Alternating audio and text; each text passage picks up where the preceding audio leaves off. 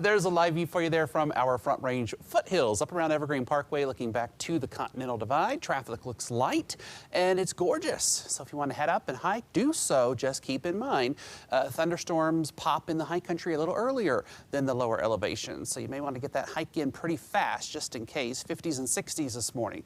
On the eastern plains, a few 70s. Ray, DIA, Boulder, a little bit breezy there. You're 77. 40s for the most part in the high country and 60s on the western slope. Randy Bursk over in Ridgeway, 58 degrees, gorgeous part of the state. Bambi Moss outside of Conifer, she is 60 degrees this morning. The main storm track, it's way off to the north of Colorado. So that means we are not looking at any storm system, if you will. However, you don't really need a storm system to get thunderstorms. All you need is daytime heating from the sun and a little bit of moisture in place. And we definitely have some moisture that is evident with the dew point here. 50s, pretty rich air for this part of the country.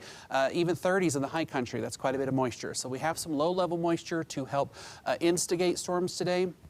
And we have a little moisture in the mid and upper levels as well, evident here on the water vapor loop. So definitely what we need to see some air mass thunderstorms from daytime heating, and FUTURECAST shows that nicely. By 12 o'clock, you'll start to see these popping over the higher elevations first, and then it'll take a little bit for them to roll onto the lower elevations off of the foothills. After 3 o'clock or so, that we are going to see some thunderstorms roll through the Front Range. Unlike yesterday, the coverage will be a little bit more widespread, and we'll see a few of these reach some areas of the eastern plains today.